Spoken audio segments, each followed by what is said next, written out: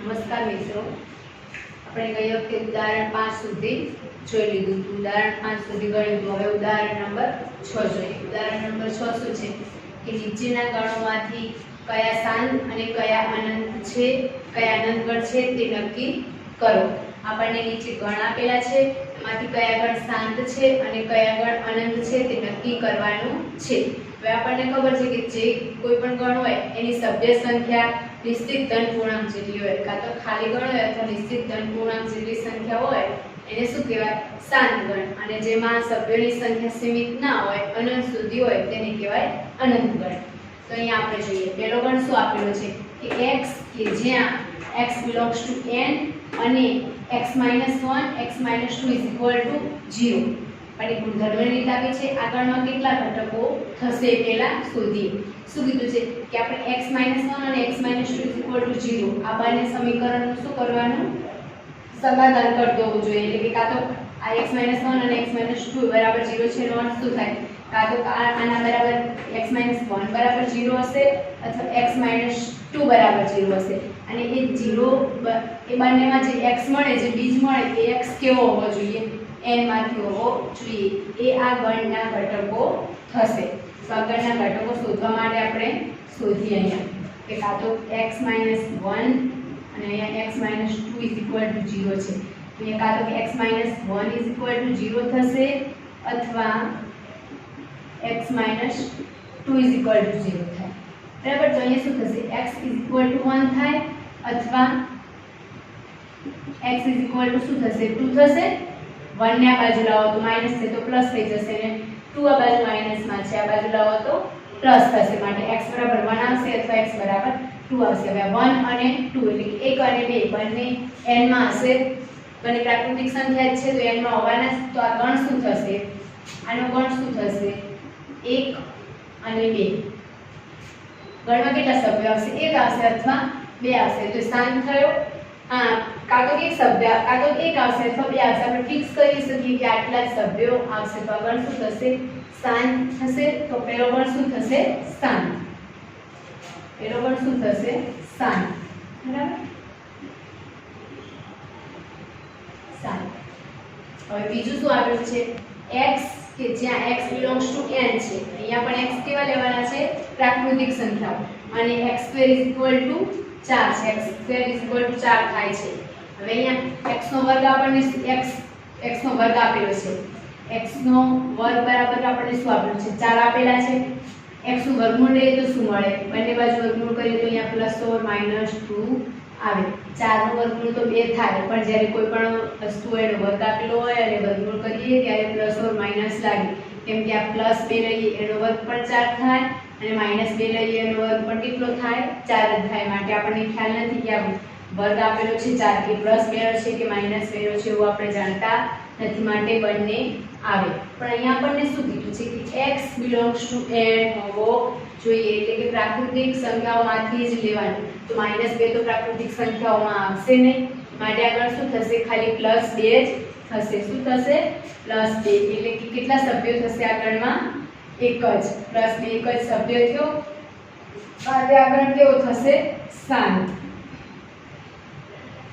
બરાબર. એ ગણ શાંત થયો. હવે ત્રીજા નંબરનો ગણ લઈએ. ત્રીજા નંબરનો ગણ શું છે કે x કે જ્યાં x belongs to n અને 2x - 1 બરાબર 0. હવે 2x - 1 બરાબર 0 એનો ગુણધર્મ છે. એક ગુણધર્મ તો બધામાં કોમન છે કે પ્રાકૃતિક સંખ્યા હોવી જોઈએ, પણ બીજા ગુણધર્મો પણ આપેલા છે. કેટલા? 2 ગુણધર્મો આપેલા છે. તો 2x - 1 બરાબર 0. હવે એવી સંખ્યા આપણે મેળવીએ. 2x - 1 બરાબર 0. -1 છે એને આ બાજુ લઈએ તો શું થશે? +1. હવે આ 2 છે x ના ગુણાકારમાં છે. આ બાજુ બરાબરની આ બાજુ લઈ જાઓ તો શું થશે? ભાગાકારમાં જશે. એટલે કે x 1/2. હવે આ 1/2 એટલે કે x બરાબર 0.5 આવે. બરાબર. આ 0.5 તો કેવી સંખ્યા થઈ ગઈ? અપૂર્ણાંક થઈ ગઈ. અપૂર્ણાંક સંખ્યા થઈ ગઈ. પણ આપણે x શું લેવાનું છે? n માંથી જ લેવાનો છે. x શું લેવાનો છે? n માંથી જ. એટલે કે પ્રાકૃતિક સંખ્યામાંથી જ લેવાનો છે. અહીંયા બંને ગુણધર્મોનું જોડે સમાધાન કરતો હોવો જોઈએ. એટલે કે આ પણ થવું જોઈએ અને આ પણ થવું જોઈએ. બંને ગુણધર્મો સચવાવા જોઈએ. માટે આ ગણ કેવો થશે? આગળમાં એક પણ ઘટક મળશે નહીં, કારણ કે x આપણને શું મળે છે? 0.5 અને n માં તો છે જ નહીં. માટે ગણમાં એક પણ સભ્ય ના મળે આપણને. માટે આ ગણ શું થશે? ખાલી ગણ અથવા તો થશે ફાઇન. હવે ખાલી ગણને પણ આપણે શાંત ગણ તો કરીએ જ છીએ, ભલે એની અંદર એક પણ સભ્ય નથી, પણ આપણે ફિક્સ કરી શકીએ કે એની અંદર એક પણ સભ્ય નથી, નિશ્ચિત કહી શકીએ. માટે એ પણ શું થશે? શાંત થશે. આગળ પણ કેવો થશે? શાંત. આગળ પણ કેવો થશે? શાંત ગણ. હવે જોઈએ ચોથા નંબરનો કે x કે જ્યાં x belongs to n અને x અવિભાજ્ય સંખ્યા છે. હવે અવિભાજ્ય સંખ્યાઓ કેટલી હોય? આપણને ખબર છે કે અનંત સુધી હોય. એમાં પણ શેમાંથી લીધી છે? n માં. n એ પ્રાકૃતિક સંખ્યાઓનો ગણ અનંત છે અને એની અંદર વિભાજ્ય અને અવિભાજ્ય બધી જ સંખ્યાઓ આવે. પણ અવિભાજ્ય સંખ્યાઓ પણ અનંત હોય અને વિભાજ્ય સંખ્યાઓ પણ અનંત હોય. માટે અવિભાજ્ય સંખ્યાઓનો ગણ કેવો થશે? અનંત થશે. આપણને ખ્યાલ આવે? તો આગળ કેવો થશે? અનંત. અને હવે છેલ્લો લાસ્ટ શું આપેલો છે કે x કે જ્યાં x belongs to n અને x એ અયુગ્મ પૂર્ણાંક સંખ્યા છે. હવે અયુગ્મ પૂર્ણાંક લીધી છે.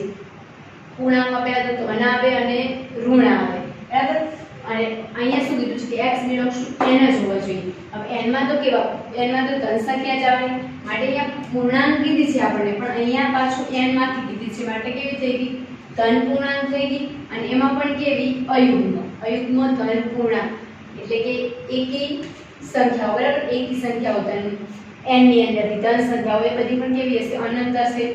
n ની અંદર એકી અને બેકી બંને સંખ્યાઓ આવશે. બેકી સંખ્યાઓ પણ અનંત હશે અને બેકી સંખ્યાઓ પણ અનંત હશે. એકી સંખ્યાઓ 1 3 5 7 9 એમ અનંત સુધી ચાલશે. ફિક્સ કરી શકીએ નહીં કે એમાં કેટલી અયુગ્મ સંખ્યાઓ હશે, બરાબર? અને બીજી શું કીધી છે? પછી પૂર્ણાંક હોવી જોઈએ, બરાબર? પૂર્ણાંકમાં ધન, ઋણ અને 0 આવશે, પણ અયુગ્મ સંખ્યામાં 0 તો આવશે નહીં. અને પછી n માં કીધી છે તો n માં ઋણ નહીં આવે. માટે ધન પૂર્ણાંક થઈ. આ ગણ કેવો થયો? ધન પૂર્ણાંક સંખ્યા. અને ધન પૂર્ણાંક સંખ્યા એટલે આખો n, અને એમાં પણ અયુગ્મ કીધી છે, બરાબર? તો આ સંખ્યાઓ પણ કેવી થશે? અનંત. આગળ કેવો થશે? અનંત. માટે પહેલો, બીજો અને ત્રીજો ત્રણ ગણ કેવા આવ્યા? શાંત. અને ચોથો અને પાંચમો અનંત ગણ છે. ચલો હવે નેક્સ્ટ એક્ઝામ્પલ જોઈએ. નેક્સ્ટ શું છે? ઉદાહરણ નંબર 7. ઉદાહરણ 7 માં શું કીધું છે તમને કે સમાન ગણોની જોડ શોધો અને તમારા ઉત્તર માટે કારણ આપો. આપણને આ ગણ આપેલા છે, એ ગણમાં કયા કયા ગણ સમાન છે એ શોધવાનું છે અને એનું કારણ પણ આપવાનું છે, બરાબર? એનું કારણ પણ આપવાનું કીધું. હવે અહીંયા એ ગણ કેવો થશે? આપણને 0 આપી દીધો છે. એ ગણ કેવો થશે? a = 0. બી ગણ ચલ શોધીએ આપણે. એ તો 0 આપી દીધો છે યાદીની રીતે, બરાબર? બી ગુણધર્મની રીતે આપેલો છે, એની અંદરથી આપણે યાદીની રીતે લખવાનું અને બધા જ ગણો યાદીની રીતે લખાઈ જાય પછી આપણને સરખાવતા તો આપણે સરખાવીને જોઈ શકાય કે બંને સમાન છે કે અસમાન. તો અહીંયા બી કેવો આપેલો છે? બી શું કીધું છે કે બી નો ગુણધર્મ x એ 15 કરતાં મોટો હોવો જોઈએ અને 5 કરતાં નાનો. હવે આપણે સંખ્યા રેખા લઈએ, એની અંદર અહીંયા 0 થી ચાલુ કરીએ તો 1 2 3 4 અને 5, બરાબર? અને આ બાજુ -1 -2 એમ થઈ. હવે એમણે શું કીધું છે કે 15 કરતાં મોટો, બરાબર? હવે અહીંયા 5 છે, અહીંયા 6 7 8 9 10 એમ આવતો, અહીંયા ધારો કે 15 આવતો. તો આ 15 કરતાં મોટો એટલે આ બાજુની સંખ્યા, અને x કેવું કીધું છે? 5 કરતાં નાનો, એટલે કે 5 કરતાં નાની સંખ્યા આવી છે. હવે આટલી વચ્ચેની સંખ્યાઓ નહીં આવે સંખ્યા રેખા પર, બરાબર? અને બાકી બધી સંખ્યાઓ આ કોઈનું ફિક્સ ગુણધર્મ ના કહેવાય. આવી સંખ્યાઓ કે 5 કરતાં 15 કરતાં મોટી ને 5 કરતાં નાની, એટલે મતલબ કે આ વચ્ચેની નહીં લેવાની, બાકીની સંખ્યાઓ અનંત સુધી તમે લો. એ કોઈ ફિક્સ એનો ગુણધર્મ કહેવાય જ નહીં. ના તો પ્રાકૃતિક બને, પૂર્ણાંક બને કે કશું એનો ફિક્સ ગુણધર્મ કહેવાય જ નહીં. આની અંદરથી વચ્ચેવાળી સંખ્યાઓ નહીં લેવાની, નહીં આ બાજુ અનંત સુધી લો અને આ બાજુ અનંત સુધી લો. એ કોઈ ફિક્સ એનો ગુણધર્મ કહેવાય નહીં. માટે આ બીમાં એક પણ સભ્ય આપણને મળશે નહીં. માટે બી ગણ કેવો થશે? 5 થશે. બીમાં આપણને એક પણ સભ્ય મળશે નહીં. હવે આપણને સી ગણ શું આપેલો છે? સી ગણની અંદર શું આપેલું છે કે x કે જ્યાં x - 5 બરાબર 0 થવું જોઈએ. એક્ઝેક્ટ x - 5 બરાબર 0 કરો અને જે x મળે એ આપણો સી ગણ થશે. તો x ની અંદર કેવી સંખ્યા મળશે? એક જ સંખ્યા મળશે 5, કારણ કે આ 5 ને આ બાજુ લઈ જાવ તો પ્લસ થઈ જાય, તો સી ની અંદર કેટલા સભ્યો થશે? એક સભ્યો કયો? 5. હવે આપણે ડી ગણ આપેલો છે. ડી ગણ આપણને શું આપેલો છે કે ડી ગણ આપેલો છે x કે જ્યાં x² = 25 થાય છે. મેં તમને અહીંયા જ કીધું કે કોઈ પણ વસ્તુનો વર્ગ હોય ને વર્ગમૂળ લો તો પ્લસ ઓર માઈનસમાં આવે. તો 25 નું વર્ગમૂળ શું થાય? 5. પણ શું થશે? પ્લસ ઓર માઈનસ 5 થશે, પ્લસ ઓર માઈનસ 1 નહીં થશે. એટલે કે x = પ્લસ ઓર માઈનસ 5 આવશે, કારણ કે પ્લસ 5 નો વર્ગ પણ 25 થાય અને માઈનસ 5 નો વર્ગ પણ 25 થશે. માટે અહીં આ ગણ કેવો આવશે? આ ગણમાં કેટલા સભ્યો આવશે? 2 આવશે, એક +5 અને બીજું આવશે -5. એટલે કે ડી ગણમાં આવશે -5 અને 5. હવે આપણે કયો ગણ બાકી રહ્યો? ઈ. ઈ એક બાકી રહ્યો. ઈ માં શું આપેલું છે કે x કે જ્યાં x એ સમીકરણ x² - 2x - 15 = 0 નું ધન પૂર્ણાંક બીજ છે. એટલે કે આના પહેલા તો આપણે બીજ શોધવા પડશે અને બીજ અંદરથી જે ધન પૂર્ણાંક બીજ આવશે એ જ આપણો શું થશે? ગણ બનશે. તો ચલો આના અવયવો પાડીને બીજ શોધીએ. શું આપ્યું છે અહીંયા? x² - 2x - 15 = 0. હવે આપણે સમીકરણ આપેલું એનો ઉકેલ શોધતા મેં તમને ગયા લેક્ચરમાં શીખવાડ્યું હતું કે આ બંનેનો ગુણાકાર પ્રથમ પદ અને અંતિમ પદ એટલે કે 15 એકા 15 અને એ 15 મળ્યો એ 15 ના આપણે એવા અવયવ પાડવાના, એવા ભાગ પાડવાના કે જેથી આપણને મધ્યમ પદ મળે. બરાબર? હવે 15 ના એવા ભાગ પાડો કે જેથી આપણને મધ્યમ પદ શું છે? -2 મળે. તો 15 અને અહીંયા પણ કેવા? -15 છે. પ્રથમ પદ શું છે? 1 અને અંતિમ પદ છે -15, માટે -15. -15 ના ભાગ શું પાડશો? 15 ના ભાગ 5 કરી 15 પડશે. 5 કરી 15, 5 અને 3 કોઈ 5 અને 3 બેમાંથી કોઈ પણ એક માઈનસ લેવાનું એટલે -15 મળી ગયા. અને 5 માંથી 3 બાદ કરો તો આપણને શું મળે? 5 માંથી 3 બાદ કરીએ તો શું મળે? 2 મળે. તો મધ્યમ પદ પણ મળી જાય. તો એ આપણા અવયવ થશે. તો શું થશે? x² - 5 કરી 15 એટલે કે 5x + 3x - 15 = 0. હવે અહીંયા 5 કરી 15 એટલે કે આપણને મળી ગયો અંતિમ પદ અને પ્રથમ પદનો ગુણાકાર. અને 5 માંથી 3 બાદ કરો એટલે કે -5 + 3 એટલે કે 5x - 3x તો -2 મળી ગયા. 5x મોટા છે એની આગળ માઈનસની નિશાની છે તો -2 મળી ગયા આપણને. તો 5x - 3x તો -2 આપણને મધ્યમ પદ મળી ગયું. હવે આ બંનેમાંથી કોમન કાઢો. શું નીકળશે? x કોમન નીકળશે. તો અહીંયા શું વધશે? x નીકળી ગયો તો હજી એક x વધશે અને અહીંયા -5 આવશે. અહીંયા શું આવશે? 3 કોમન નીકાળીએ. કેટલા? 3. તો અહીંયા x વધશે અને અહીંયા 5 કરી 15. હવે અહીંયા x - 5 અને x - 5 ફરીથી નીકળશે કોમન. તો x - 5 અને બાકી શું વધ્યું? x + 3 = 0. હવે કાં તો આના બરાબર 0 હશે અથવા આના બરાબર 0 હશે. આના બરાબર 0 હોય તો શું મળે? x - 5 = 0. -5 ને પેલી બાજુ લઈ જઈએ તો +5 અને અહીંયા x + 3 = 0 છે. હવે x + 3 છે ને પેલી બાજુ લઈ જઈએ તો -3 માટે x = -3. આપણને કેટલા મળ્યા બીજ? 2 બીજ મળ્યા. એક શું મળ્યું? 5 અને બીજું મળ્યું -3. પણ આપણને શું કીધું છે? એનું ધન પૂર્ણાંક બીજ. ધન પૂર્ણાંક બીજ. હવે આ -3 તો કેવા થયા? ઋણ થયા. ઋણ સંખ્યા તો લેવાની નથી માટે એનું બીજ આપણને કેટલું મળ્યું? 5 જ મળ્યા. 2 પણ આપણો ગણમાં શું આવશે? એકલા +5. તો આપણો ઈ ગણ શું થયો? ઈ ગણ થયો 5. શોધાઈ ગયા બધા ગણ. a માં શું આવશે? 0, b છે 5, c છે 5, d છે -5 અને 5 અને e મળ્યો 5. આપણને આ 5 એ 5 જોઈએ એટલે ખ્યાલ આવે કે કયા બે ગણ સમાન છે? c અને e. એના સિવાય કોઈ પણ ગણ સમાન છે નહીં. માટે આપણે અહીંયા શું લખી શકીએ કે ફક્ત કયા બે ગણ થશે?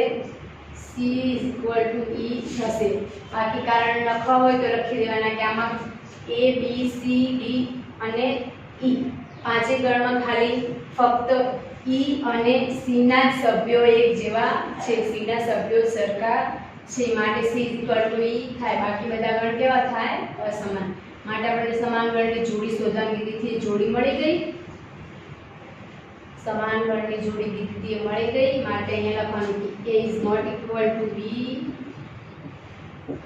a is not equal to c, a is not equal to d અને a is not equal to e થશે. પછી b લઈએ તો b એ શું છે, a જોડે તો નતો જ, હવે b એ c જોડે પણ સમાન નથી, b એ d જોડે પણ સમાન નથી અને b એ e જોડે પણ સમાન નથી.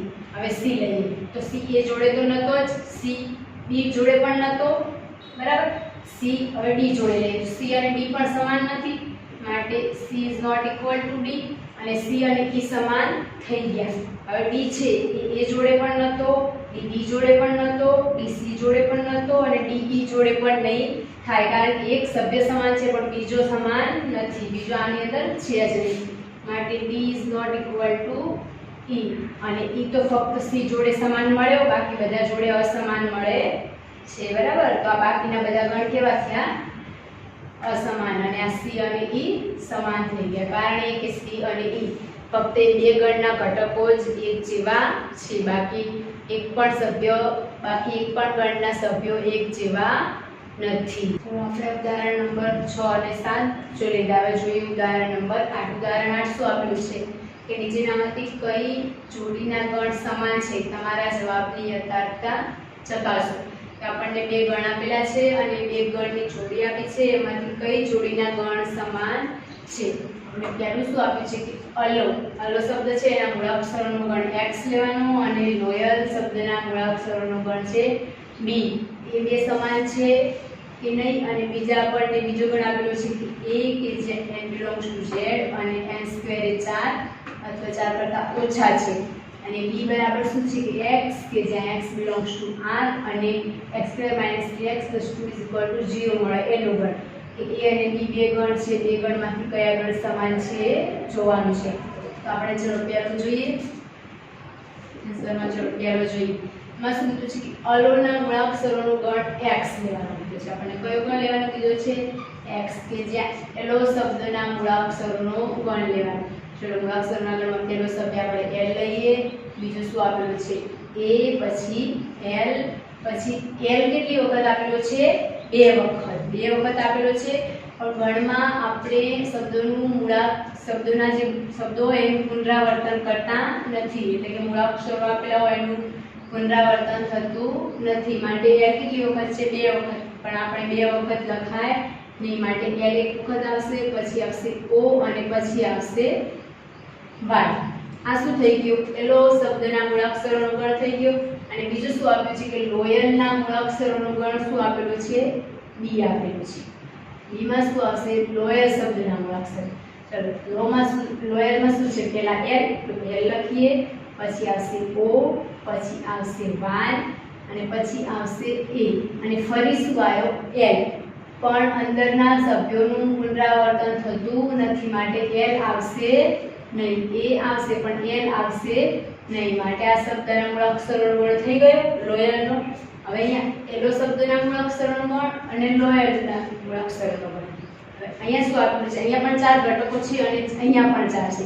અહીંયા a છે તો અહીંયા પણ છે, l છે તો l પણ છે, o પણ છે અને y પણ છે. ખાલી શું લખેલું છે, આડાઅવળું. હવે યાદીની રીતમાં એટલે કે આપણે કોઈ પણ ગણ લખીએ, ગણમાં ઘટકો આપેલા હોય એનું શું હોય છે, ક્રમનું મહત્વ હોતું નથી. ઘટકોનું પુનરાવર્તન પણ નથી થતું અને બીજો શું નિયમ હોય છે કે ક્રમનું મહત્વ હોતું નથી. તમે આમ આ રીતે લખો તો પણ ચાલે આ ગણને અને આ રીતે લખો તો પણ ચાલે, પણ આ ગણ થયા તો શું સમાન જ થયા કારણ કે અંદર સરખા સભ્યો છે અને સભ્યો એના એ જ છે માટે બે ગણ કેવા થયા, સમાન ગણ. માટે શું થશે, a is equal to b થશે. એટલે કે કઈ જોડના ગણ સમાન છે આપણને, sorry x is equal to b. એ શું આપેલું છે આપણને x, એટલે કે x અને b બંને સમાન થશે. આપણે આ જવાબની યથાર્થતા પણ ચકાસી, બંને ગણની યાદીની રીતે લખ્યા અને જોયું કે બંનેમાં શું છે, ઘટકો એના એ જ છે માટે શું થશે, બંને ગણ સમાન થશે.